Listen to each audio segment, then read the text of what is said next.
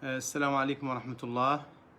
Chers frères, chères sœurs mauritaniens, je vous remercie pour votre connexion et votre intérêt à cette intervention de ce soir qu'on va tenter de faire en langue française, en faveur notamment pour nos frères et sœurs compatriotes mauritaniens ne comprenant pas la langue arabe ou ne sont pas hassanophones, qui ne comprennent pas le dialecte hassaniya. Voilà, donc si je parlais le soninké, le poulard, le wolof ou autres dialectes mauritaniens, j'aurais le plaisir et l'honneur de le parler.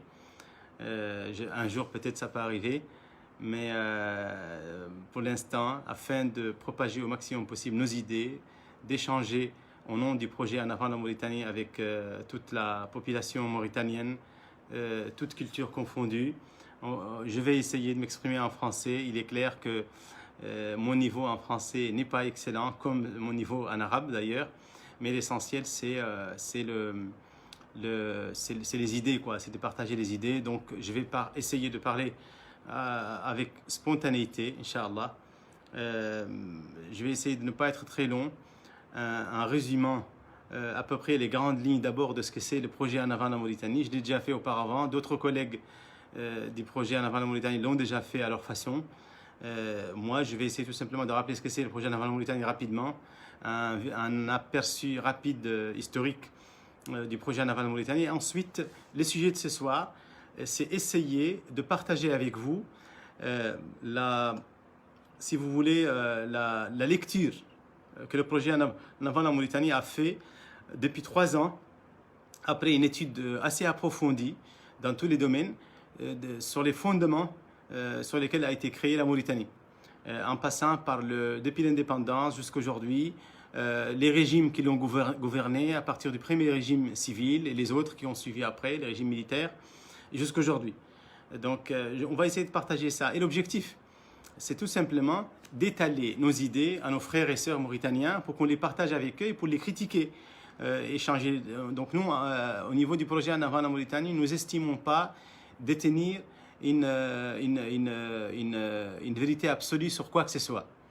Ce que nous essayons, c'est de fournir un certain nombre d'efforts depuis 2017 pour regarder de près, avec le maximum d'objectivité, de neutralité, le maximum de... quand je dis neutralité politique, le maximum... alors, alaykoum salam wa rahmatullah, donc là c'est le début. Je rappelle ici que le sujet de ce direct, c'est un petit peu de traduire les grandes idées du projet En avant la Mauritanie et surtout de sa lecture de l'histoire de gouvernance en Mauritanie, c'est-à-dire les régimes qui ont gouverné la Mauritanie et les perspectives que nous voyons aujourd'hui, avec un maximum de franchise, un maximum de clarté, de franchise, un minimum de langue de bois. Nous espérons une absence totale de langue de bois, parce qu'on pense que la langue de bois, ça ne construit pas les pays. La Mauritanie a besoin d'un grand saut d'émancipation. Elle est en retard sur beaucoup de choses. Et aujourd'hui, il n'est vraiment pas le temps, c'est notre avis au niveau du projet En avant la Mauritanie, ce n'est vraiment pas le temps de faire des sous-entendus, de faire des métaphores, de jouer avec la langue, de faire des sous-entendus ou de masquer la vérité.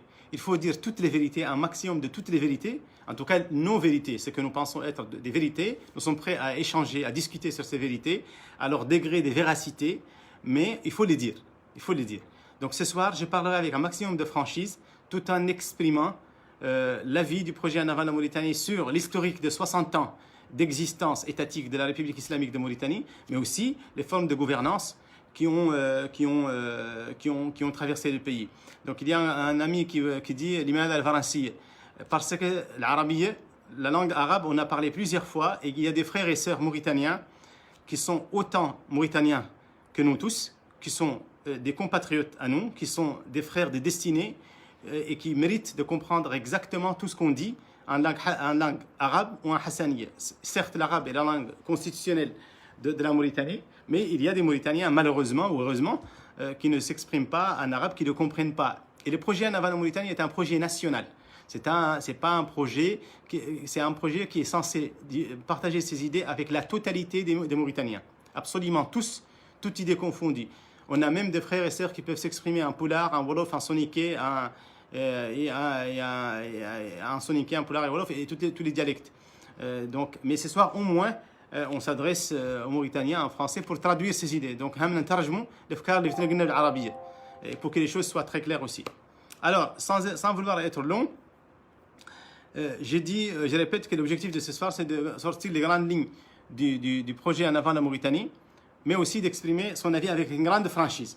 Donc, ce qu'on va dire ce soir, ça ne cherche pas à blesser qui que ce soit, ça ne cherche pas, absolument pas, à indexer une personne particulière, quel ait été le chef de l'État de la Mauritanie, ou le président de la République, ou un ministre, ou un responsable. Ceci étant, nous allons peut-être citer des noms.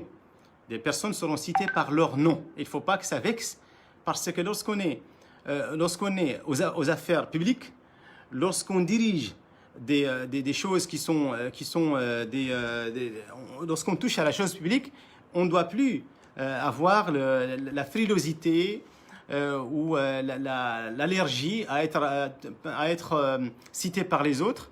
Donc quand on ne veut pas avoir son nom affiché dans les médias ou quand on ne veut pas être cité par son nom, eh bien il faut rester à la maison ou rester dans la sphère privée qui vous permet de travailler, de faire du commerce. Mais lorsque vous devenez le président de la République de la Mauritanie ou un ministre ou un premier ministre ou un chef d'état-major, où vous prenez des décisions, vous êtes amené à prendre des décisions politiques qui vont entraver ou améliorer l'avenir de la Mauritanie, eh bien, attendez-vous à que vous soyez cité. Donc ce soir, au nom du projet En avant la Mauritanie, je ne manquerai pas à citer des personnes avec leur nom, sans les blesser, sans s'attaquer à leur vie privée, parce que ça n'a jamais été notre objectif.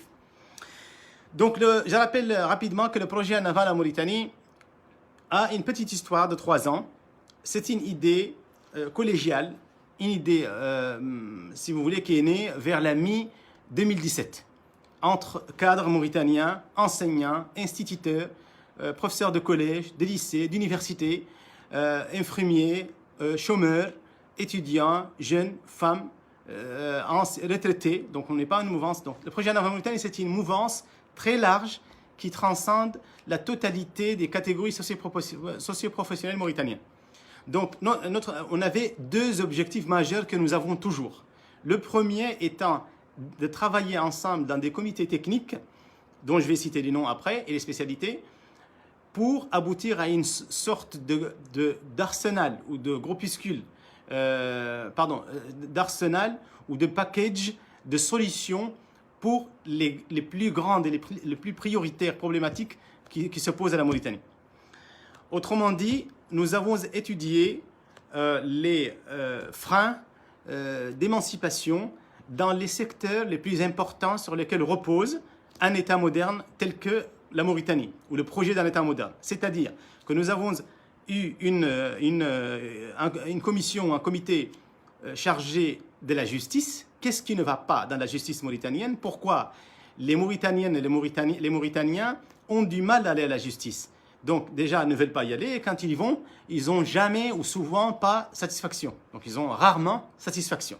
Donc ils obtiennent rarement gain de cause, et donc il y a clairement une abstention, un certain manque d'engouement ou d'enthousiasme quant à la jurisprudence mauritanienne. Donc nous avons eu une commission de justice, la même chose, une commission de cohésion nationale que nous avons nommée par la suite Unité nationale. Donc plusieurs personnes d'entre nous au projet En avant la Mauritanie ont étudié avec neutralité, avec un maximum d'objectivité, sans faire partie de l'opposition ni de la majorité, les grandes problématiques qui freinent notre appareil judiciaire, le pouvoir judiciaire en Mauritanie. Ensuite, nous avons essayé de mettre l'accent en parallèle dans une commission qui a étudié sans langue de bois, sans aucun gant, les problématiques qui touchent les tissus nationaux mauritaniens. Pourquoi les Mauritaniens ne s'entendent pas ou ont du mal à s'entendre? Pourquoi il y a 3 ou 4 communautés, si vous voulez, culturelles en Mauritanie? Il y a des hassanophones qui sont majoritaires, peut-être. Il y a des soninké, des poulards, des wolofs. Mais il n'y a que ça, en fait, en réalité. Alors qu'en Inde, on a des milliers d'ethnies. Et au Brésil, nous avons des centaines, peut-être, d'ethnies et de cultures. Et dans d'autres pays, les États-Unis sont multi-ethniques et multiculturels. Pourquoi en Mauritanie? Alors que nous disons musulmans, malikites, africains, maghrébins et africains, et nous n'arrivons pas à nous entendre. Pourquoi? C'est quoi la problématique? Ceci a été étudié au niveau du projet En avant la Mauritanie. Nous avons obtenu une 40aine de réformes extrêmement audacieuses qui vise à anéantir les barrières culturelles en Mauritanie, à former le compatriote de demain, le Mauritanien de demain, Inch'Allah.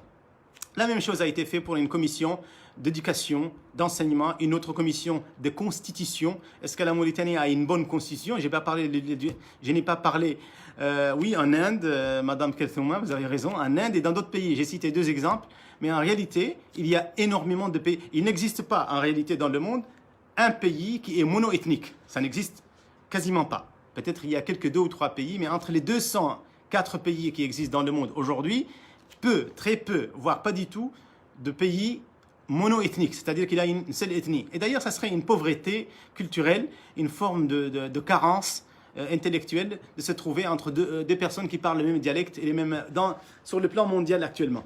Donc, vaut mieux être plusieurs, avoir des couleurs différentes, avoir des dialectes différents, avoir une diversité extrêmement constructive, que d'être mono.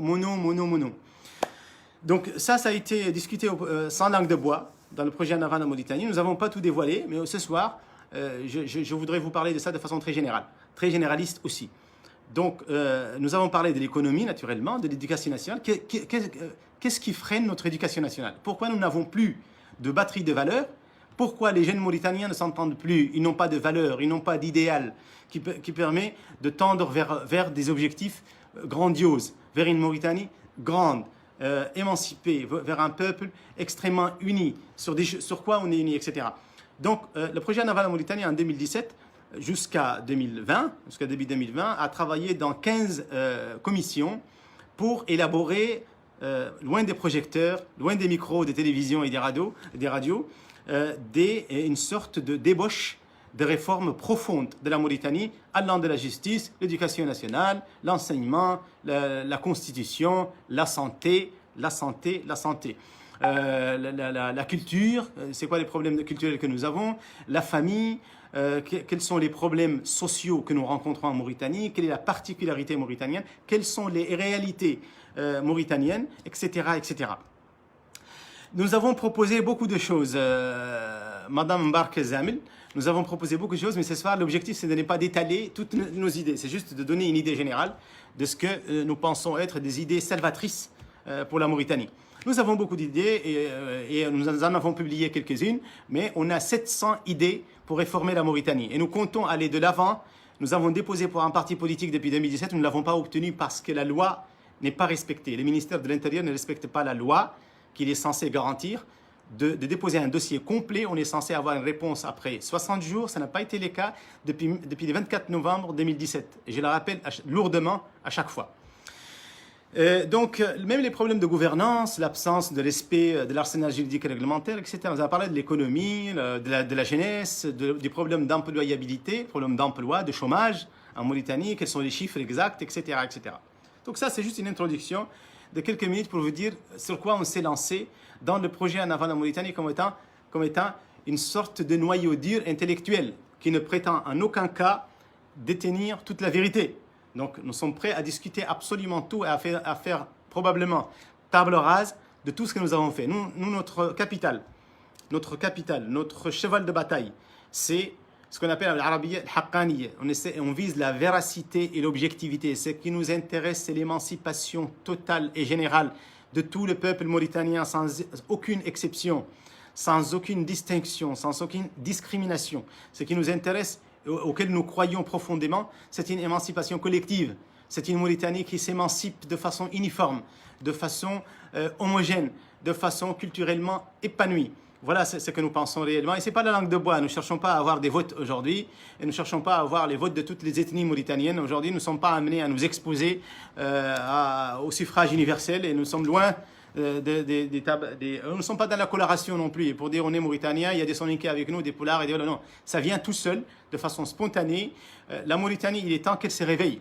Il est temps que le peuple mauritanien, toute sensibilité confondue, toute culture confondue, toute compréhension, toute idéologie, s'il y a une idéologie confondue, il est temps de se réveiller afin d'atteindre ou de tendre vers l'émancipation, l'épanouissement collectif. Ça existe, ce n'est pas une utopie de vouloir un épanouissement collectif, c'est-à-dire une sorte de bonheur qu'on peut atteindre. La Mauritanie à 700 km, 600 ou 700 km de côtes poissonneuses sur l'Atlantique. La Mauritanie a des mines d'or inimaginables. La Mauritanie a découvert le gaz, des puits de gaz colossaux récemment. La Mauritanie a la SNIM, a des mines étendues de fer. La Mauritanie a l'agriculture. La Mauritanie, elle a des milliers et des centaines de milliers de bétail. La Mauritanie, elle a le quart de son territoire, environ 300 000 km² cultivables, et 4 millions, un peu plus de 4 millions d'habitants. Et pourtant, beaucoup de Mauritaniens sont pauvres. Beaucoup de Mauritaniens ne se comprennent pas. Beaucoup de malentendus sont entretenus. C'est quoi la problématique? C'est quoi nos problèmes? Pourquoi nous en sommes là? Pourquoi il y a les ordures dans les villes? Pourquoi il n'y a pas d'assainissement jusqu'à ce jour-là? Pourquoi? Donc le projet Anaval en Mauritanie a réfléchi sur tout ça et a trouvé quelques ébauches d'idées là-dessus. 700 idées dans tous les domaines que je vous ai cités, sur lesquels repose l'État mauritanien, allant de la justice, les lacunes profondes et extrêmement handicapantes d'un État. Un État où il n'y a pas de justice, ça ne marchera pas. Rien, absolument rien ne peut marcher s'il n'y a pas de pouvoir judiciaire digne de ce nom. On ne demande pas la perfection, mais on demande que l'on puisse avoir des juges non corrompus, que l'on puisse avoir une police digne de ce nom, qu'on puisse avoir des procureurs qui sont dignes de ce nom, etc. Je ne dis pas qu'il n'y en a pas. Il y en a, mais c'est loin, loin, très très loin de la satisfaction. Et tout le monde le sait, qu'il veuille le dire ou pas. En tout cas, nous, on le dit. Nous pensons qu'on est insatisfait au niveau de la justice, mais également au niveau de la santé, de l'éducation. Vous savez que des étudiants d'université aujourd'hui ne peuvent pas aligner deux phrases, ni en arabe, ni en français, ni encore moins en anglais. Vous savez qu'ils font des erreurs monumentales en mathématiques, en physique, en chimie, en tout ce que vous voulez. Et je suis enseignant à l'université. Et je ne suis pas le seul à le dire, beaucoup de gens le disent. Le projet Anaval en Mauritanie n'est pas le seul à dire ça.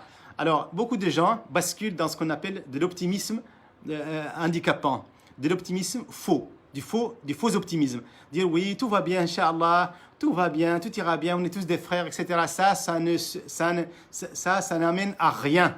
Ça fait 60 ans qu'on attend. À Nouakchott, il n'y a pas d'assainissement. Il y a eu 20 mm la semaine dernière. Vous avez été quasi paralysé dans des quartiers. Imaginez s'il y a eu 170 mm à Nouakchott.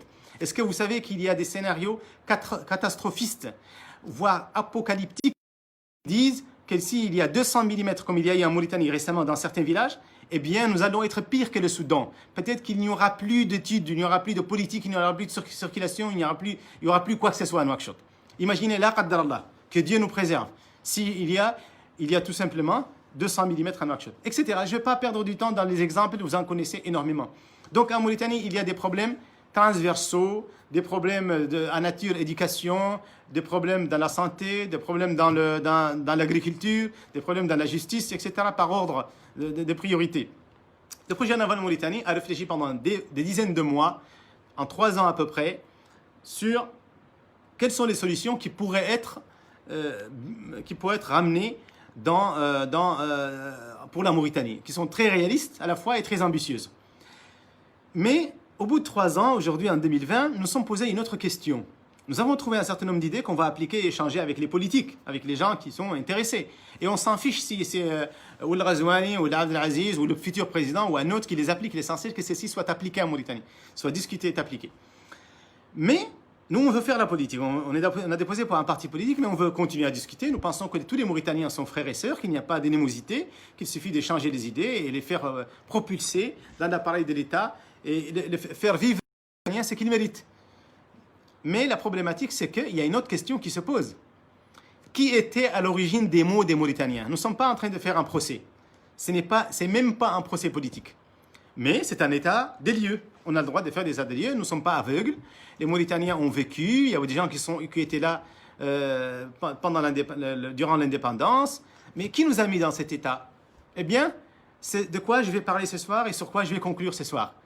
La Mauritanie a commencé son autonomie avant l'indépendance en 1958. Et je vais être très sommaire et très vulgarisé ou vulgarisant. C'est-à-dire que je ne vais pas parler comme un historien car j'en suis pas un déjà. Deuxièmement, je m'adresse à un public qui est certainement non spécialiste majoritairement. Donc la Mauritanie, son histoire est très courte. Elle a commencé en 1958 son autonomie territoriale par rapport à la France. Vous vous souvenez de la France métropolitaine.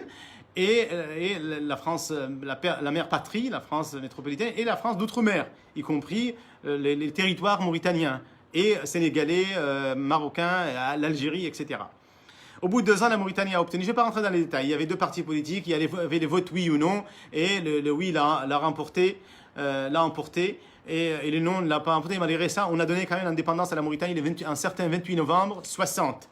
Mokhtar Ould-Daddah est devenu président de la République avec la Constitution de 61, même la Constitution d'avant, de 50. Et Mokhtar Ould-Daddah, avec ses collègues et amis politiques, ont lancé un régime civil postcolonial qui a duré 18 ans en Mauritanie et qui a fait rentrer la Mauritanie dans une guerre régionale, que vous connaissez, la guerre du Sahara, qui a duré, qui a été une guerre extrêmement difficile, il y a eu beaucoup de morts. Tous les Mauritaniens, toutes couleurs confondues, toutes cultures confondues, ont sacrifié. On sacrifié dans cette guerre. Il faut que tout le monde le sache. Je ne connais pas les proportions, mais ce n'est pas important. En tout cas, tous les Mauritaniens ont participé dans cette guerre. Alors, le coup de l'arrêt de cette guerre-là fut un coup d'État militaire qui est survenu un certain 10 juillet 1978. Donc, j'abrège rapidement. Le pouvoir civil a créé Nouakchott de rien. Donc, contre vents et marées, comme disait le Mokhtar Ould-Daddah, il faut que tout le monde sache que le projet naval en Mauritanie, ce n'est pas un projet dadéiste. On n'est pas là pour faire les louanges de Mokhtar Ould-Daddah, rahimahullah, ou de dire que le Mokhtar est un ange, ou que ses amis sont des créatures extraterrestres qui ont eu tout juste, qui n'ont eu aucune erreur. Nous ne sommes pas en train de dire ça. Mais ceci étant, c'est un pouvoir de personnes intellectuelles, des personnes très intègres, des personnes ayant fait des études, des personnes très ambitieuses.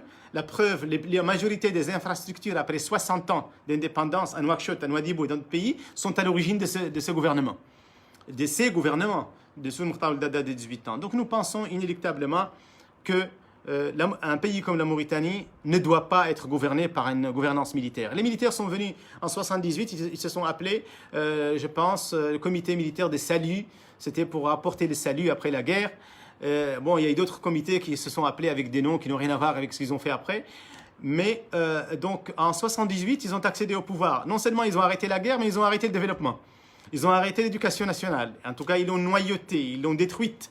Ils ont créé des zizanies absolument. Je ne dis pas que c'est volontaire. Rahmatullah ala ceux qui sont morts d'entre eux et ceux qui sont vivants, que Dieu les préserve aussi. Mais il y a eu des erreurs monumentales. Les militaires se sont emparés du pouvoir et ils se sont accaparés par la suite depuis 1978 jusqu'aujourd'hui. Et c'est ça qui va choquer les gens. Pourquoi jusqu'aujourd'hui? Parce que nous pensons au niveau, après mûre réflexion, au niveau du projet en avant en Mauritanie, nous pensons que les militaires détiennent jusqu'aujourd'hui, et ça je vais l'expliquer davantage dans les minutes qui viennent, ils détiennent aujourd'hui le pouvoir, seulement ça change de forme, et je vais faire un rapide historique là-dessus pour montrer nos problèmes. Pour donner une illustration, une sorte de démonstration assez sommaire à cette réflexion, le projet en aval en Mauritanie, les enseignants, les chercheurs, les instituteurs, les intellectuels, les intéressés, les motivés qui ont travaillé pendant 3 ans au niveau du projet en aval en Mauritanie, ils ont abouti à la conclusion suivante, qui est très simple et qu'on est prêt à discuter avec tout le monde. Nous avons recensé dans la justice, dans l'économie, dans l'éducation nationale, dans la santé, dans l'armée, dans l'armement, dans l'unité nationale, dans l'agriculture, dans la santé, dans la diplomatie, dans la constitution, dans la culture, dans le sport, dans la jeunesse, etc., etc. Dans tous les domaines de l'État mauritanien, nous avons remarqué que les grandes problématiques qui sont posées, les grands freins, les lacunes qui sont posées à l'émancipation du pays, les mauvaises pratiques administratives, les nominations, comment on dit, de copinage et d'amitié, la gabegie, de toutes sortes, etc. Tout ça, c'est à l'origine de 2 choses. Tout ça ne peut avoir que 2 origines. La première origine du mal, c'est quoi? C'est la prise de décision ou l'exercice de politique ou de mesures administratives qui est extrêmement négative, qui a été négative et nocive, qui a provoqué des destructions d'acquis sociaux, des destructions d'éducation nationale, une mauvaise arabisation, une mauvaise francisation, une mauvaise décision sociale, un discours désignant, qui ne fait pas d'union, il désunit au lieu d'unir, etc., etc. Donc, tous ces problèmes-là, tous ces problèmes sont à l'origine de la prise de mauvaises décisions par des personnes incompétentes. Soit parce que c'est des militaires qui n'ont jamais été formés pour prendre des bonnes décisions administratives et exercer des bonnes politiques. C'est des militaires qui n'ont jamais exercé quoi que ce soit en termes d'administration. Ils ont été formés pour être des militaires, des chefs d'état-major au meilleur des cas. Et ils ne ont pas été bons pour nommer des ministres, nommer des directeurs généraux, des hakim, des walis. Ils ne connaissent pas les politiques territoriales, ils ne connaissent pas les politiques économiques, ils ne connaissent pas l'appareil économique mondial, ils ne connaissent, etc., etc. Donc, beaucoup des problèmes des Mauritaniens et de la Mauritanie d'aujourd'hui sont nés et se sont amplifiés à cause de prises d'énormes décisions dramatiques pour la Mauritanie, des décisions extrêmement apocalyptiques pour la santé et pour l'éducation, par de mauvaises nominations, par l'instruction des lois qui sont des mauvaises lois, par un arsenal juridique et réglementaire qui est carent, qui est désuet, pardon, je crois que je perds ma langue, qui est complètement obsolète, etc., etc. Donc, la prise de mauvaises décisions, quelle qu'elle soit, loi, nomination, décision, formalité, etc. Du président de la République jusqu'à plus bas de l'échelle administrative. Donc ça, c'est le premier mal qui détruit la Mauritanie et qui empêche son émancipation. J'espère que je l'ai bien expliqué. Le deuxième et dernier mal, c'est l'absence de bonnes décisions. C'est que la bonne décision n'a jamais été prise, en réalité. Ni pour l'éducation nationale, ni pour la santé, ni pour l'assainissement, ni pour la création des villes, ni pour l'extension de la ville de Nouakchott, ni pour l'agriculture, ni pour la ville de Kayhedi, ni pour la ville de Nouadhibou qui est extrêmement touristique, qui a un potentiel inimaginable, qui n'a jamais été exploité, etc. Donc, prise de mauvaises décisions, on est depuis 1900, depuis l'indépendance jusqu'à aujourd'hui, nous sommes entre la mauvaise décision qui est prise, ou les mauvaises décisions qui sont prises, et l'absence de bonnes décisions à prendre. Eh bien, après un travail laborieux, très objectif au niveau du projet naval en Mauritanie, nous avons constaté que la majorité écrasante, écoutez bien, la majorité écrasante des décisions bonnes qui n'ont jamais été prises ou des mauvaises décisions qui ont été prises, c'était sous le règne militaire, c'est-à-dire depuis le 10 juillet 1978. Et ceci n'est pas contre des personnes particulières, parce que l'armée mauritanienne et les forces de sécurité sont constituées de Mauritaniens comme nous, de frères et sœurs, des cousins à nous tous, dans toute culture, dans toute citoyenneté mauritanienne. Donc, que personne vienne nous donner des leçons sur la sacralité, le caractère sacralisé ou le caractère extrêmement tabou de l'armée mauritanienne. L'armée mauritanienne est une institution mauritanienne qui est organisée, qui a ses particularités, mais c'est une institution qui nous appartient tous. Elle n'appartient pas à un général, elle n'appartient pas à une tribu, elle n'appartient pas aux morts blancs. Elle n'appartient pas aux morts noirs, elle n'appartient pas aux Soniqués, ni aux Poulards, ni aux Wolof. Elle appartient à la République islamique de Mauritanie, au peuple mauritanien, à ces hommes et ces femmes qui habitent dans le territoire mauritanien d'1 032 000 km². Ça, il faut que tout le monde le sache. L'armée n'appartient pas aux officiers. L'armée appartient au peuple. Elle est en mission pour le peuple. C'est une institution extrêmement respectable. Nous la respectons tous. Et respecter ici, ça ne va pas dire redouter. Parce que l'armée, elle est pour nous, elle n'est pas contre nous. Dans sa nature normale. L'armée doit nous protéger, comme les policiers doivent protéger la sécurité, comme les gardes de la paix doivent respecter la sécurité, comme les gendarmes doivent maintenir l'ordre sur les axes routiers et dans leur travail, comme l'instituteur doit enseigner. Il y a une armée d'instituteurs, il y a une armée de sages-femmes, une armée de médecins, une armée d'agriculteurs, ceux qui fabriquent le pain, de boulangers, etc. Donc, il y a une armée militarisée, armée, mais qui appartient à tous les Mauritaniens. Et que personne vienne aujourd'hui nous dire « Ah, touchez pas à l'armée, vous êtes des jeunes, vous comprenez rien, l'armée, elle est sacralisée. » Non, elle est sacralisée pour nous tous, elle n'appartient pas à Razouani, elle n'appartient pas à Aziz, elle n'appartient pas à Mustafa Mohamed Salek Rahmou, elle n'appartient pas à Maawiya, elle appartient à tous les Mauritaniens. Ça, il faut que ça soit établi, il faut que ça soit clair pour tout le monde. L'armée mauritanienne est une propriété nationale de tous les Mauritaniens. Donc, on a tous le droit de s'exprimer, de donner un avis sur elle, comme on doit faire. Seulement, on doit respecter l'usage et la parole d'usage. L'armée mauritanienne ne doit pas être investie par la politique. On doit respecter son rôle constitutionnel. C'est une autorité, c'est une institution, mais aussi la justice est une institution. Et les journalistes doivent être une institution, pardon. Et le Parlement est une autre institution. Donc si on veut faire une république et si on veut parler de la séparation des pouvoirs en Mauritanie, dont on parle depuis un moment sur Razouani sans avoir des résultats très concrets là-dessus pour l'instant, nous l'espérons en tout cas, mais on n'a pas encore de résultats extrêmement concrets là-dessus. Alors, j'abrège pour ne pas vous faire perdre beaucoup de temps parce qu'il ne me reste pas beaucoup de temps. Le projet avant la Mauritanie pense que la majorité des mauvaises décisions qui ont été prises depuis l'indépendance de la Mauritanie ont été prises sous le règne militaire. Le règne militaire direct et brut ou le règne militaire masqué par une fausse démocratie. Comme depuis l'époque de Maouia qui a créé une démocratie qui est de façade, qui n'est pas une bonne démocratie, qui a été tripotée par la suite dans une institution et on continue aujourd'hui dans un jeu démocratique qui est toujours pas parfait. Ça, je pense que la majorité des gens le pensent et nous, on le dit haut et fort. Donc nous pensons qu'il y a toujours une forme de gouvernance militaire civilisée entre guillemets, sous forme de généraux qui démissionnent et qui se passent le flambeau, comme vous venez de le voir, entre Aziz et Razouani, qui se sont passés. Il y a une transition, il y a un échange de pouvoir très civilisé, mais entre généraux. C'est pas entre Mauritaniens. Sinon, l'hyper, avec son million et quelques d'adhérents, on n'a pas pu trouver un civil qui peut prendre la place de Razouani. Parce qu'on se fout de nous. Parce qu'on se moque de vous. On vous dit qu'il y a une démocratie, mais en fait, non. C'était Razouani qui devait prendre la place d'Aziz. Parce que le règne militaire continue. Et ça, c'est pas bon, même pour les militaires eux-mêmes. Et c'est le cœur du sujet, sans tabou, que je tiens à dire ce soir au nom du projet En avant la Mauritanie. C'est pas mon idée à moi personnellement.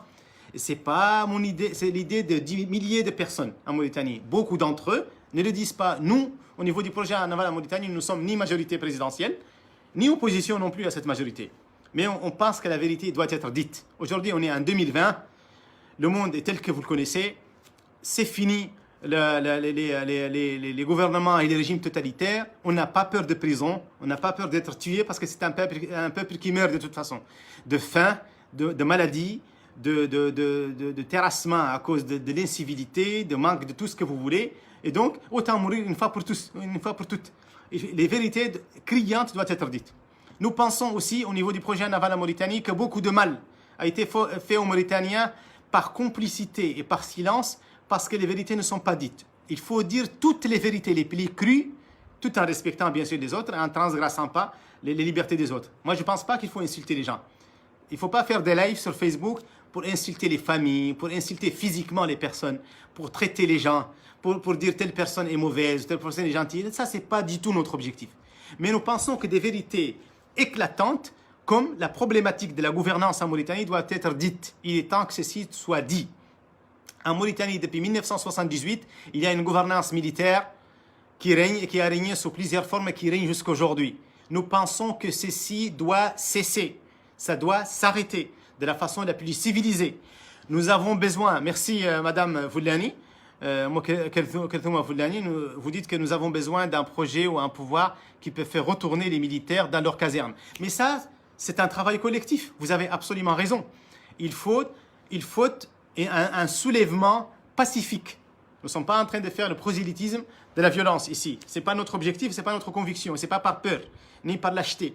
Mais en réalité, la Mauritanie et les Mauritaniens, y compris les militaires eux-mêmes, doivent savoir qu'après 60 ans, alhamdoulilah, il n'y a pas eu de guerre civile pour l'instant. Il n'y a pas eu de violence, il n'y a pas eu de débordement. Parce que le peuple mauritanien est pacifiste par nature. Le peuple mauritanien est profondément musulman. Et le peuple mauritanien est nourri de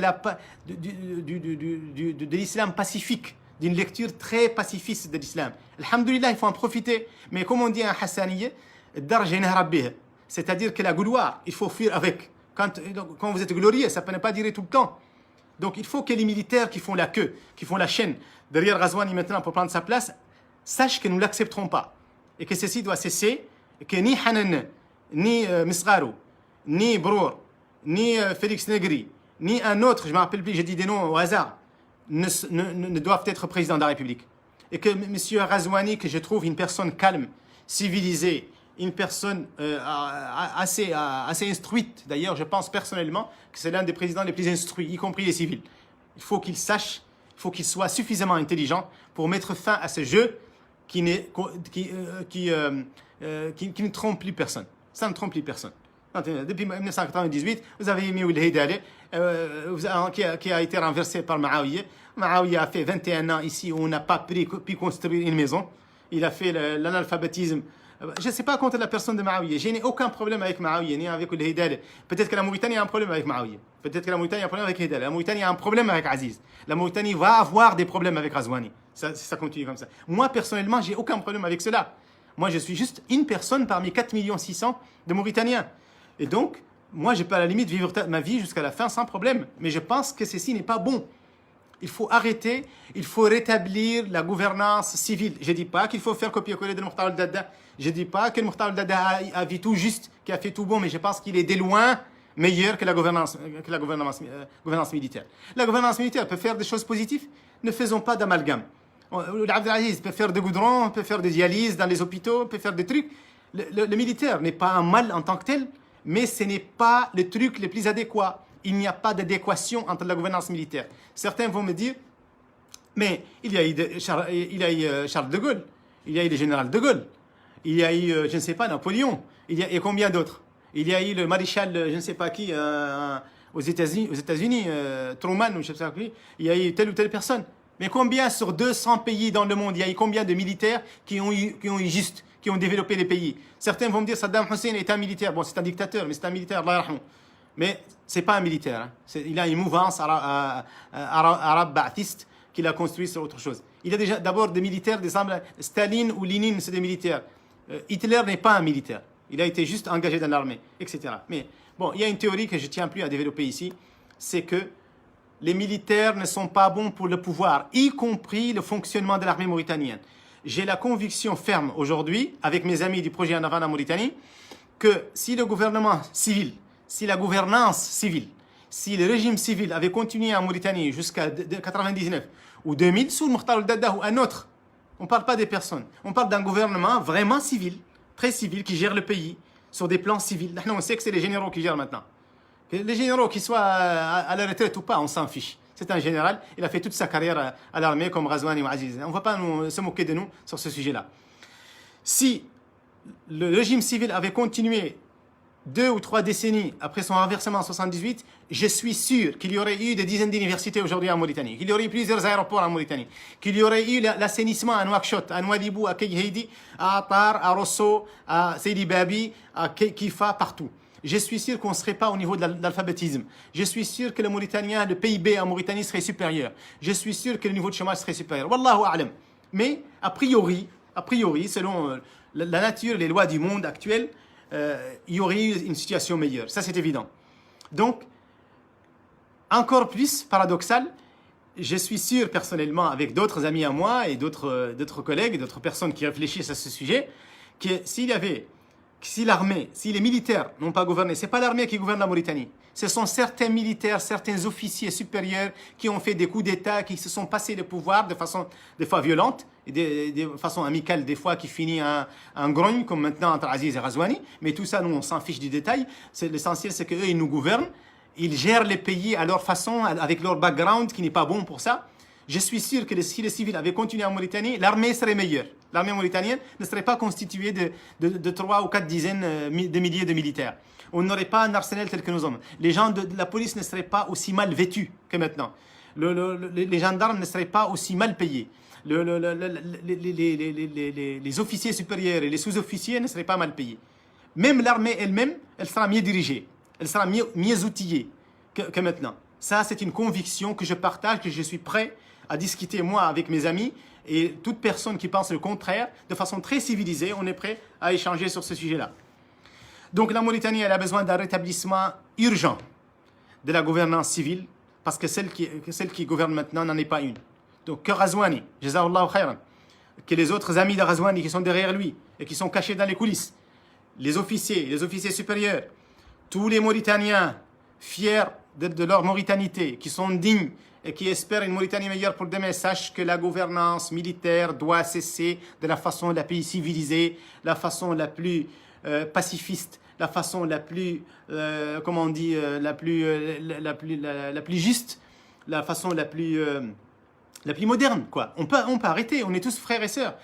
On n'a pas besoin de violence, on n'a pas besoin de se duper en fait. Il faut arrêter, c'est tout, il faut arrêter. Il faut convoquer l'intelligence collective, il faut convoquer la raison. Je pense que Razouani est digne de ça, mais Razouani reçoit des pressions, je crois, de ses amis. Ça, je le pense seulement. Parce qu'il y a une opacité d'information en Mauritanie. Vous savez qu'il n'y a pas d'information, les sources d'information ne sont pas bonnes. La gouvernance militaire doit s'arrêter en Mauritanie de la façon la plus civilisée. Arrêtons de nous tromper, nous les uns les autres. Arrêtons-nous d'essayer de nous duper les uns les autres. Ne dupons-nous pas. Aziz a passé 10 ans, il a appelé son ami, Razouani, il l'a mis à sa place, maintenant il regrette, on s'en fiche, mais ils regrettent, ils ont leur calcul personnel, mais la Mauritanie ne doit pas rester otage de ça. L'IPER, ce n'est pas un parti qui crée les leaders, ce n'est pas un parti qui va apporter, comme le PRDS n'a jamais créé des leaders. Il ne crée pas de leaders. Il y a toujours une poignée de civils qui sont là pour justifier parce qu'ils profitent directement du pouvoir, soit par l'obtention ou l'accaparement des postes juteux en Mauritanie, le poste de ministre ou de directeur, l'estime vert, c'est le fait d'avoir un poste juteux, un salaire, un trafic d'influence, etc. Donc il y a des civils qui s'accaparent une partie du pouvoir, donc ils vont continuer à nous justifier, à se moquer de nos figures pendant des dizaines d'années parce qu'ils s'en fichent de l'avenir de la Mauritanie. Tant que lui, ses enfants sont nommés dans des postes, tant que lui-même il est nommé dans un poste, tant que son cousin a son appel d'offres, son marché où il gagne de l'argent, tant qu'il a une grande villa à Taverzena ou ailleurs, tant que ses enfants étudient dans des bonnes écoles, tant qu'il y a de la bonne nourriture chez lui, dans la marmite, on s'en fiche de la Mauritanie, on s'en fiche de Besseknou, on s'en fiche de Seydi Babi, on s'en fiche de Wampu, on s'en fiche de Bir Mougraïn, on s'en fiche de Rosso, que tout le monde soit inondé, que tout le monde aille en enfer. Et ça, c'est pas bon, parce qu'un jour, ça va se retourner, et ça sera le table rase, ça sera l'enfer total et définitif. Donc, excusez-moi de parler à haute voix et de façon spontanée parce que je vais exprimer mes idées telles que je les pense. Je suis prêt à les remettre en question, à discuter avec tout le monde de façon pacifiste et respectueuse. Mais ce ne sont pas mes idées, ce sont les idées des fondateurs du projet Naval en Mauritanie dont j'ai l'honneur de coordonner, certainement provisoirement. Après, ce sera un autre qui les fait. Moi, j'arrive à la fin de mon mandat. Et aujourd'hui, nous avons la conviction qu'on veut partager avec les Mauritaniens, les discuter même avec les militaires s'il le faut, qu'il faut mettre fin à cette mascarade qui dit que voilà, on vous gouverne, on pense qu'il y a une démocratie, mais c'est faux. La démocratie qui est là, c'est une démocratie qui peut-être satisfait, qui pourrait satisfaire la France-Afrique ou qui pourrait satisfaire l'Occident dans une certaine mesure, mais en réalité, elle ne satisfait plus les Mauritaniens. Non, la démocratie n'est pas un objectif en tant que tel. La démocratie n'est pas un moyen. Je rappelle ici que la démocratie, ou toute forme de démocratie, les démocraties sont différentes. La démocratie en Israël et en France et en Allemagne, elles sont toutes différentes.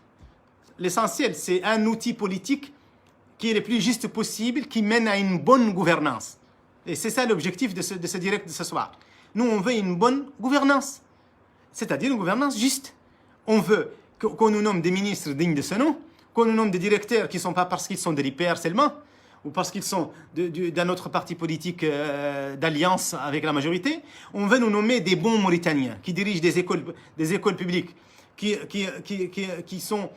vont nous éduquer les Mauritaniens, les petites Mauritaniennes et les petits Mauritaniens. On veut des bonnes sages-femmes, des bons directeurs ou des directrices d'hôpitaux. On veut des bonnes femmes ministres, des bons hommes ministres. On veut des gens dignes, des gens intègres.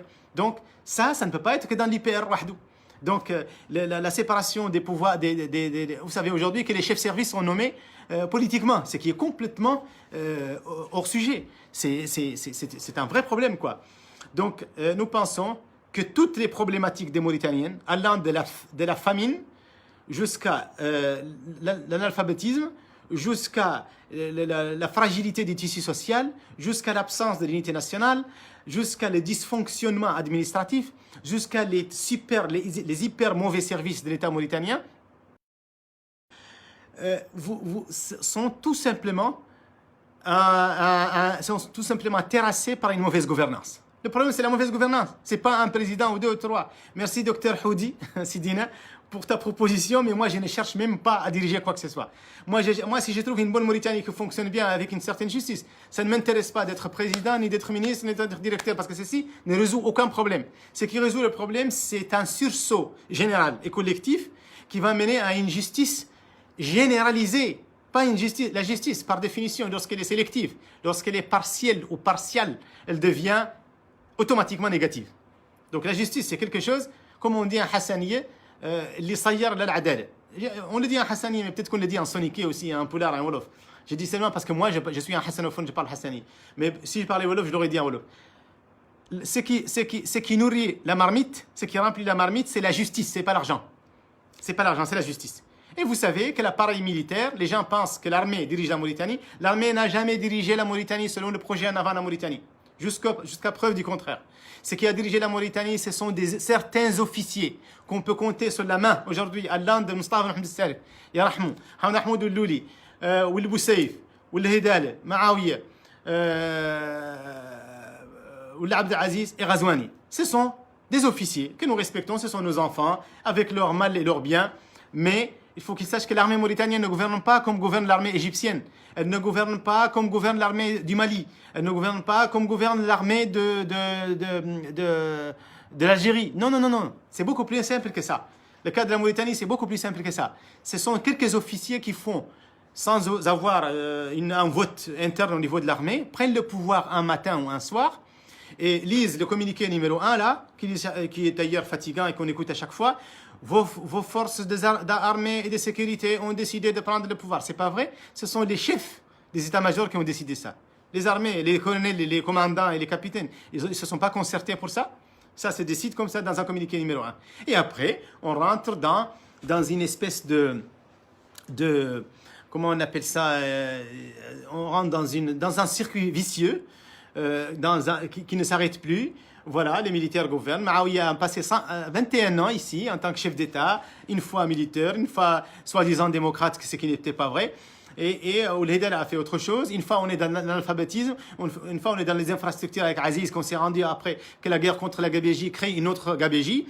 Avec Ghazouani aujourd'hui, on nous dit c'est le silence, c'est l'éthique, et on veut faire la séparation des pouvoirs. Ça, c'est pas un mot qu'on dit. Ça, c'est un fondement, c'est un cumul administratif, institutionnel. C'est une forme de civilisation, tout simplement. C'est une initiation d'une civilisation, d'une culture. Ce n'est pas un décret. On ne décrète pas la justice. La justice, ça ne se décrète pas. Ça se vit et ça s'applique. On ne décrète pas non plus l'équité entre les Mauritaniens. On ne décrète pas l'unité nationale. Ça ne se décrète pas. Ça se crée. Ça se fait sentir dans les écoles, sur les bancs de l'école. Il faut que les soniqués, les hassanophones, les poulards, les wolofs soient assis, mangent dans la même assiette, vivent dans les mêmes quartiers. C'est là l'unité nationale. On n'a pas besoin de parler après. On n'a pas besoin de faire des bons discours, il faut les dire directement. On n'a pas besoin de langue de bois. Et moi, ça, je ne le dis pas pour faire plaisir à Biram ou à un autre, ou à, comment il s'appelle, le gars de Flamme, là, l'ex-Flamme. Je dis pour satisfaire à personne, ni pour faire plaisir à qui que ce soit, ni à un Mauritanien blanc, ni à un Mauritanien noir. J'ai dit ça parce qu'il s'agit d'une conviction logique, profondément réfléchie, qui est que la Mauritanie doit être construite comme un pays, un état de droit. Je peux dire aujourd'hui que la Mauritanie, malheureusement, n'est pas un pays de droit. N'est pas un pays de droit, à cause d'un cumul historique d'une mauvaise gouvernance qui est essentiellement militaire. Mokhtar Ould Daddah et ses amis ont fait des erreurs, mais la majorité des erreurs sont séquentiellement et parallèlement prises par des militaires qui n'ont pas le droit de s'accaparer le pouvoir et de les garder. Voilà, donc ça c'est l'essentiel de mon message de ce soir. Et il faut que tous les Mauritaniens sacrifient un mot ou soutiennent une cause pour que ça passe. Ça c'est le Coran et vous êtes tous musulmans normalement. Donc vous pouvez pas, personne ne peut changer la situation des Mauritaniens. C'est pas les Maliens, ni les Sénégalais, ni les Marocains, ni la Ligue arabe, ni l'Union africaine, ni l'ONU, ni la Banque mondiale qui va changer la Mauritanie. C'est les Mauritaniennes et les Mauritaniens qui vont changer la Mauritanie. Ce sont les hassanophones mauritaniens, les Maures blancs et les Maures noirs. Ce sont les poulards, les wolofs, les soniqués qui sont nés, qui aiment ce territoire, qui veulent le créer. C'est la justice. Khalid, Mohamed, excusez-moi si je n'ai pas répondu à tout le monde, il dit c'est quoi la solution? La solution, c'est l'état de droit et la gouvernance civile. Il faut que Ghazouani aujourd'hui convoque l'intelligentsia collective des Mauritaniens, accepte d'écouter des choses amères, accepter de recevoir les gens qui ne vont pas lui faire plaisir et dire qu'il faut avoir un consensus, une feuille de route qui aboutit à un gouvernement parfaitement civil en Mauritanie et que l'armée retourne dans ses casernes de la façon la plus respectable, de la façon la plus civilisée possible. C'est tout. On ne veut pas une réflexion sur le gouvernement mauritanien. Il est nommé avec les tribus, en fonction des tribus et des couleurs. Si vous retirez l'autre jour, il y a une ministre Khan qui a été démise de ses fonctions et on a nommé un autre Khan à la place. On a enlevé Ould Cheikh Sidiya qui était Premier ministre, on a mis une jeune Ould Cheikh Sidiya. Abstraction faite des jugements des personnes physiques. C'est juste pour vous dire qu'on se fout de notre gueule. On se moque de nous, excusez les termes. Mais en fait, on plaisante, quoi. On vous dit, oui, c'est l'état de droit, c'est la loi, les citoyens mauritaniens sont égaux. C'est faux. Ils ne sont pas égaux. Les Mauritaniens ne sont pas égaux. Ils sont loin de l'être. L'égalité absolue n'existe pas. Et d'ailleurs, n'est pas juste l'égalité absolue. C'est la justice qui est plus forte que l'égalité. On veut une justice absolument dans tout. Dans la circulation des voitures, dans la nomination des personnes, dans la distribution des parcelles de terrain, dans la nomination. Il faut faire une totale abstraction des appartenances tribales, culturelles, de couleur, ethniques, régionales. Totale de ça, comme c'était les noyaux de la Mauritanie d'avant 1978, où les Mauritaniens ne pouvaient pas dire sa tribu ou sa couleur ou son ethnie devant le président de la République. Aujourd'hui, vous avez des initiatives lancées par des tribus, des initiatives lancées par des fractions sociales, des mouvements dirigés par des ethnies, par une culture particulière, ce qui est anti-État. Donc, cessons de nous mentir et créons une nouvelle Mauritanie avec une feuille de route déclarée. Moi, j'appelle comme Dr Mohamed El Mouloud, avec qui je partage rien, je ne suis pas dans son parti politique. Le projet Naval Mauritanie n'est pas dans l'opposition, il n'est pas dans la majorité. On a notre propre projet de parti politique qui est au niveau du ministère de l'Intérieur. Et encore une fois, je rappelle à Dr Mohamed Salam Merzou, le ministre de l'Intérieur, je lui rappelle vivement, avec tout le respect qu'il faut, qu'il n'a pas respecté la loi et que les ministres d'avant lui, ou l'Abdallah, n'a pas respecté la loi et qu'il est temps de respecter la loi et d'autoriser les partis politiques qui méritent de l'être, qui ont des dossiers complets, pour que nous puissions porter ces idées au Parlement, porter ces idées à la télévision, à la radio, dans les médias, partout, que nous puissions bénéficier de notre droit constitutionnel et juridique. Donc j'appelle au nom du projet Naval Mauritanie, toutes les Mauritaniennes et tous les Mauritaniens de se réunir afin de discuter d'une feuille de route qui va rétablir de la façon la plus civilisée, la plus légale, en discutant avec tout le monde, d'Aghazouani jusqu'à tous les militaires, du gouvernement de Oued Bilal, de l'opposition, de la majorité, pour une feuille de route menant à une Mauritanie émancipée, une Mauritanie nouvelle, une Mauritanie réellement nouvelle, basée sur ce que nous disons dans la Constitution. Nous allons le respecter, sinon on fait une autre institution, on fait une autre constitution, pardon. Donc un état de droit. La solution, c'est l'état de droit en Mauritanie, l'établissement de l'état de droit. Et ça ne sera pas, M. Ghazouani, ça ne sera pas sans sacrifice. Monsieur Ghazouani, vous savez parfaitement que vous êtes arrivé au pouvoir avec un cumul de passages de pouvoir entre collègues, entre frères d'armes militaires. Ceci n'est pas constitutionnel, n'est pas juridique, n'est pas légal et c'est contraire à ce qui est annoncé officiellement. Vous avez bénéficié, vous n'avez pas prêché des discours de réforme économique, sociale, justice, etc. durant des années. Vous avez été chef suprême de l'armée, ou je sais, pas chef suprême de l'armée, chef des états-majors pendant quelques temps. 3 mois, vous êtes passé ministre de la Défense. C'est un truc qui est à peine maquillé, en fait. 3 mois, vous êtes devenu, pour vous normaliser en tant que civil, ce qui n'est loin d'être le cas, en tant que ministre de l'Intérieur, pardon, en tant que ministre de la Défense. Et ensuite, vous avez candidaté parce que votre ami était là, Aziz. Il vous a soutenu. Il y a un calcul qui est erroné entre vous et lui. Et maintenant, il vous fait la gueule. Il s'énerve contre vous. Mais ça, c'est pas important pour la Mauritanie. Votre querelle avec Ould Abdelaziz, M. Ould Ghazouani, il y a M. Ould Ghazouani, et M. Mohamed Abdelaziz, et M. Hanan, et M. Misrar, et M. je ne sais qui. On n'est plus dupes, vous ne nous dupez plus. Vous n'êtes pas bon pour le pouvoir. C'est pas bon pour vous, c'est pas c'est pas bon pour votre fin. Regardez comment il finit Aziz maintenant. Et regardez comment a fini Ould Hidal, 8 ans de prison. Maouia, 15 ans d'exil forcé. Vous finissez toujours comme ça. De toute façon, vous allez finir comme ça. Et le problème, c'est que chacun d'entre vous pense qu'il va faire quelque chose de nouveau par rapport aux autres. Monsieur Ghazouani, vous êtes calme, vous avez fait des études, vous avez un master peut-être, ou un magister, je ne sais pas. Vous êtes certainement distinctif, vous avez des cas particuliers, vous avez une bonne éducation. Mais ceci ne suffit pas pour ériger une nouvelle Mauritanie. Pour ériger une nouvelle Mauritanie. Pour construire une nouvelle Mauritanie. Ce n'est pas possible, vous ne pouvez pas le faire. C'est une impossibilité logique. Donc, la seule possibilité, ce n'est pas moi, ce n'est pas vous, ce n'est pas les 5 personnes de civils.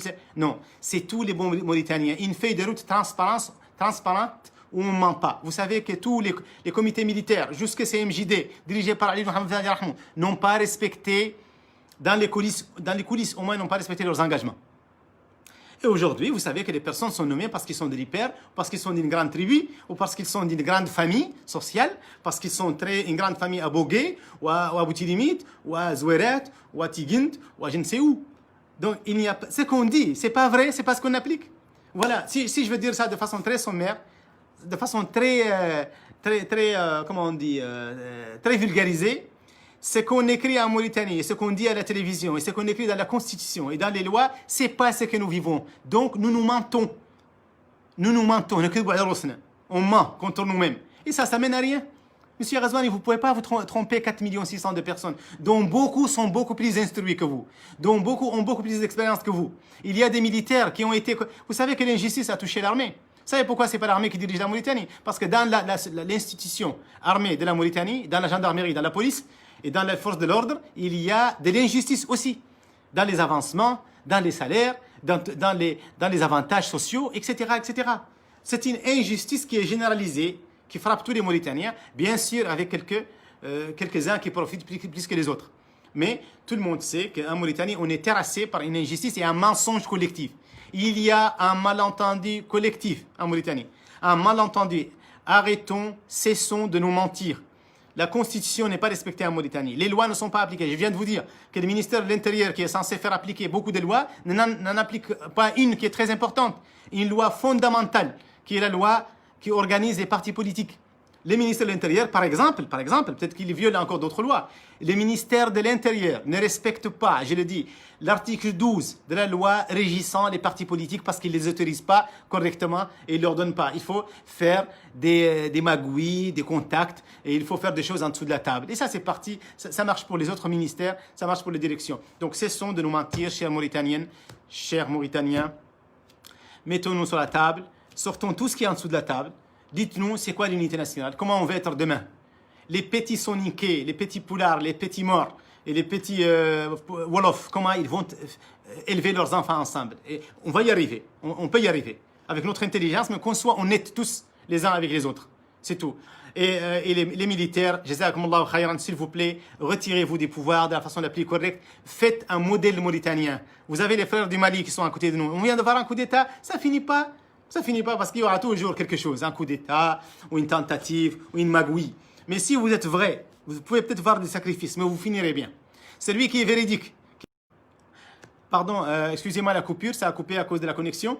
Celui qui va être véridique. Monsieur le Président Mohamed Ould Ghazouani, messieurs les ministres et messieurs les chefs d'état-major mauritaniens, soyez véridiques avec les Mauritaniens. Dites-leur que ce que vous faites, ce n'est pas ce qui est écrit dans les lois, ce n'est pas ce qui est écrit dans la Constitution.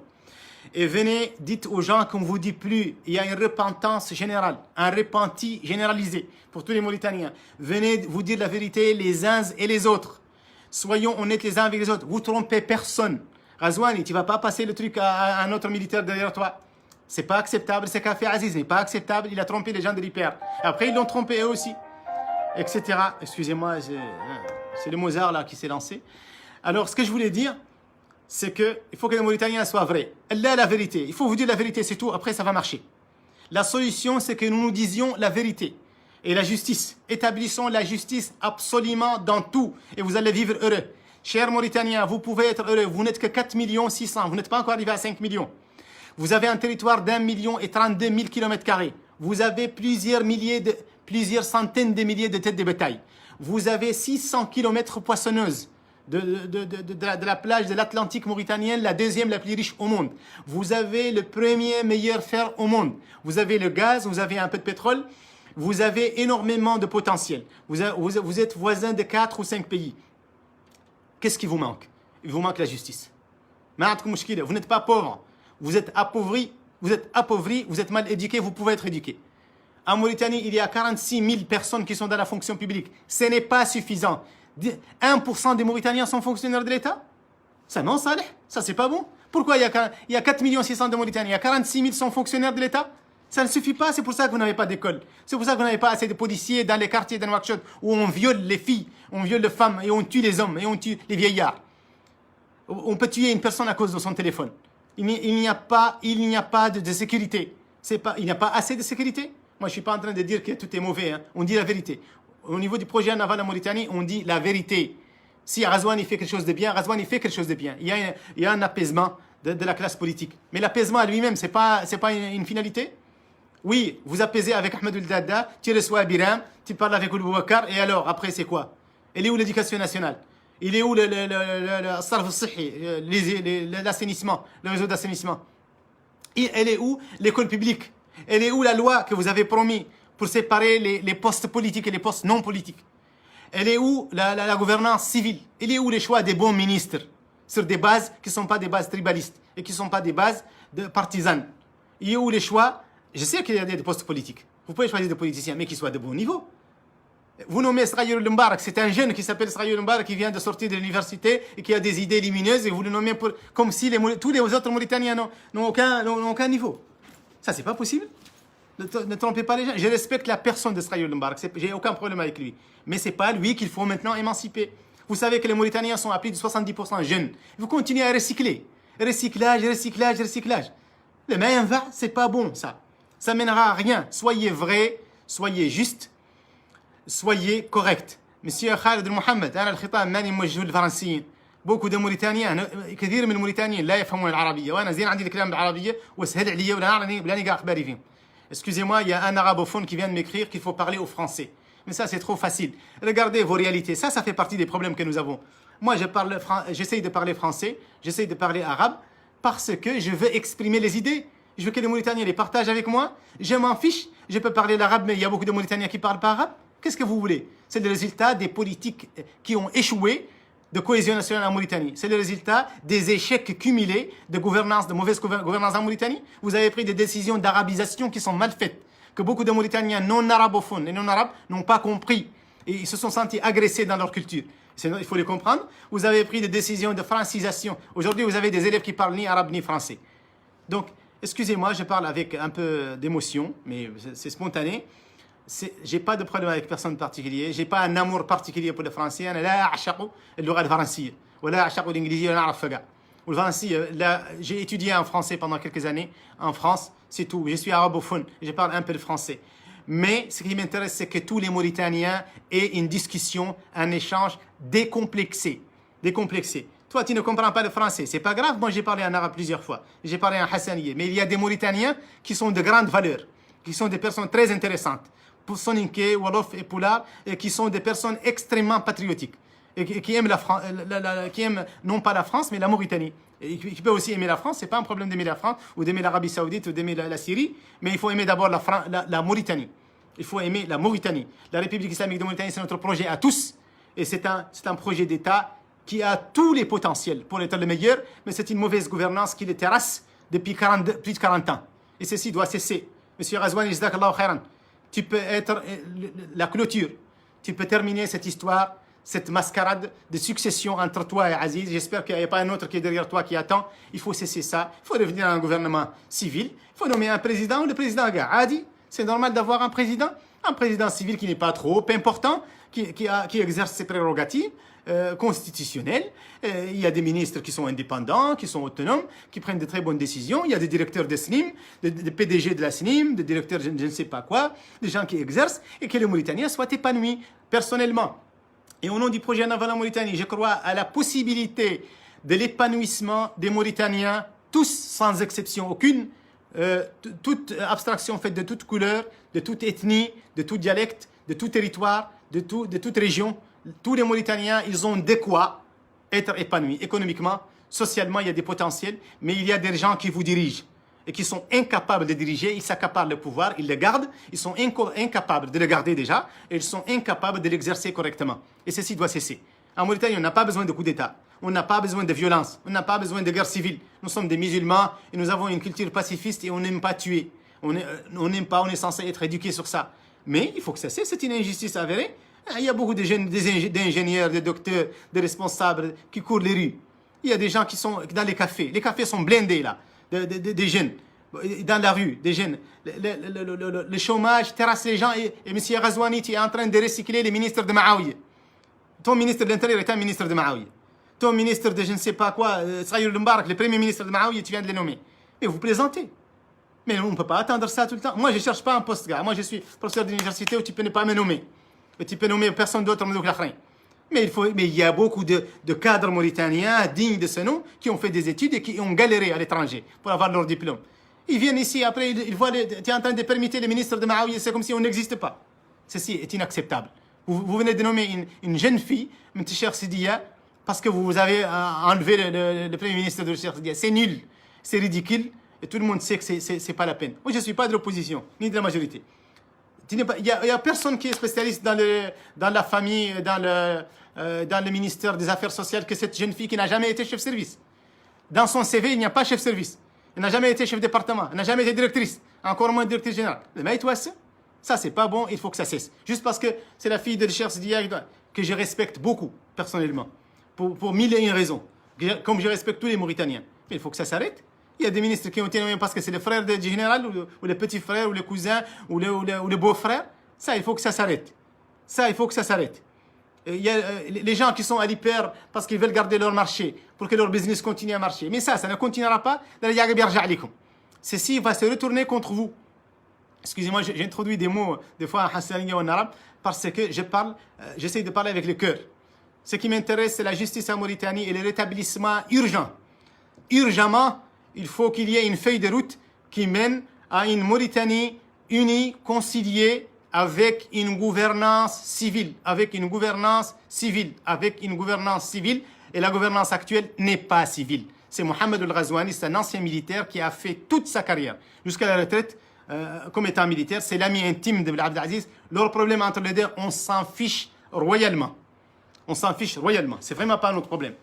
Ça, on ne s'intéresse pas. On s'intéresse pas. Nous, notre problème, c'est avec la Mauritanie. Ou le Ghazouani, je n'aurais pas cité ton nom si tu n'étais pas chef de l'État. Peut-être que je ne vous aurais même pas connu. Ou l'Abdelaziz, pareil. Ou le Maouia, pareil. Ou l'Hidal, pareil. Sortez de ce pouvoir. Appelez les gens. Ce n'est pas moi. Ce n'est pas les gens de l'IPR. Ce n'est pas les gens de RFD. Appelez les Mauritaniens, les intelligents, les profs d'université, les médecins, la diaspora mauritanienne aux États-Unis, en Hollande, en Europe. Il y a beaucoup d'exilés mauritaniens, d'exilés économiques, d'exilés de dignité, des gens dignes, des médecins. Il y a des médecins mauritaniens qui enseignent à la faculté de médecine en Tunisie, et au Sénégal, et en Europe, et aux États-Unis, et j'en connais personnellement.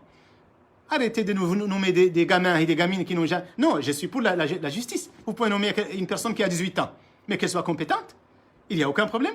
Vous pouvez nommer une personne qui a 90 ans, mais qu'elle soit compétente, qui a fait ses preuves. Non seulement vous recyclez une personne qui est incompétente, immature, qui n'a aucune expérience, et vous nous dites non, c'est bon, tout va aller. Mais rien ne va aller. Et Tahoudati ne marchera pas si vous ne prenez pas les mêmes outils. Ça restera du papier. Ça restera du texte écrit sur papier. Excusez-moi, j'ai dépassé le temps de 45 minutes. J'en suis très désolé. Mais vous n'êtes pas obligé d'écouter. En tout cas, vous me faites honneur pour les 168 personnes qui sont en train de me regarder. Je vous remercie du fond du cœur. Je ne fais pas ça pour avoir un poste politique, ni un poste administratif, même si je peux le mériter avec mon diplôme, comme beaucoup de Mauritaniens. Je ne fais pas ça pour ça parce que ce n'est pas l'objectif et ce n'est pas le bon outil. Parce que si je voulais avoir un poste, il y a beaucoup plus de chemins que vous connaissez, que nous connaissons tous, qui sont beaucoup plus faciles, moins exposés que ça. Donc, avec le projet Naval en Mauritanie, ce n'est pas un rêve. Ce n'est pas un rêve, c'est un projet. On veut urgemment une Mauritanie réconciliée. On veut urgemment une Mauritanie avec un régime civil, une gouvernance civile. Chers frères militaires, arrêtez de dire sur un ton péjoratif telle ou telle personne est civile. Là, c'est un civil. Ça se retournera contre vous. Les civils, c'est eux qui ont créé l'armée. Parce qu'elle n'existait pas, l'armée, en 1960. Elle a été créée en 58 peut-être, mais théoriquement, mais qui a cherché les éléments des armées un par un?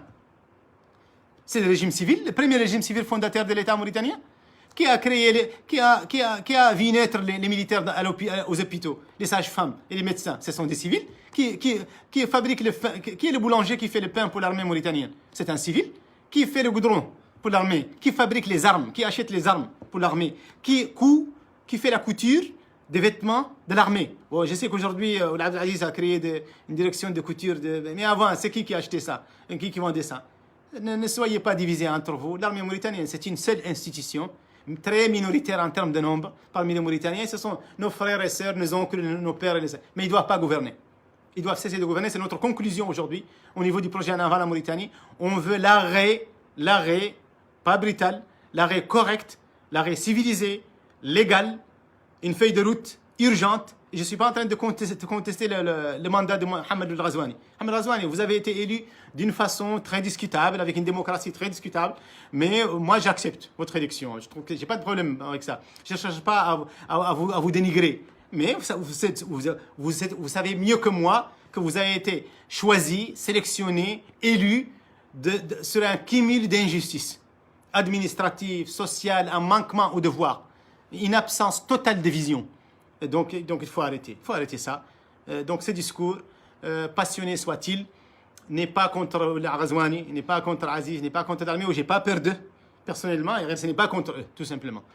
Mais c'est pour toute la Mauritanie, y compris l'institution militaire. Cessons ça, et un jour ou l'autre, Inch'Allah, dans l'histoire, ça démontrera que ces cris de cœur que j'ai eu, que j'ai pas eu personnellement, je ne parle pas en tant qu'individu, je parle en tant que coordinateur du projet En avant la Mauritanie, où il y a des dizaines de cadres mauritaniens extrêmement respectés et respectables, qui sont très intelligents, et qui ont beaucoup d'idées, et qui sont très sobres, et qui ne s'exposent pas, et qui ont trouvé cet aboutissement d'idées après 3 ans, qu'il faut changer de gouvernance, et que les grandes réformes pour la Mauritanie, pour l'éducation, pour la santé, pour la justice, pour l'économie, pour le développement, pour l'agriculture, pour l'armée, pour la sécurité, pour la diplomatie, pour la culture, pour la jeunesse, pour l'emploi, ça ne peut pas être exécuté sous une gouvernance militaire. C'est une impossibilité logique, c'est une impossibilité politique. Il faut que tout le monde le comprenne. Je vous remercie tous. Jazakumullahu khayran. Merci pour votre entente et que nous échangions, que nous discutions entre nous. On est prêt. Si vous me dites que tout ce que j'ai dit ce soir c'est faux, je suis prêt à l'écouter, mais il faut me le démontrer. Il ne faut pas me dire parce que tu es telle ou telle personne, parce que tu es de telle tribu, ou parce que tu es un mort blanc, ou un mort noir, ou un wolof, ou un soniqué. Il ne faut pas me dire ça. Il faut me ramener des idées, des bonnes idées, et me dire ce que tu as dit, ça ne tient pas la route, c'est pas bon. Il y a une information qui est fausse, il y a un chiffre qui n'est pas bon, et peut-être que j'en ai dit. Mais l'objectif est très clair. Le projet En avant la Mauritanie, il a 700 idées réformatrices qu'il garde avec lui en attendant qu'il y ait ce qu'on appelle un arabe ardiya saliha, qu'il y ait comment on appelle ça, une plateforme juste et correcte, qu'on arrête de se foutre de notre gueule, qu'on nous fait la constitution mauritanienne aujourd'hui n'est pas respectée dans son fond.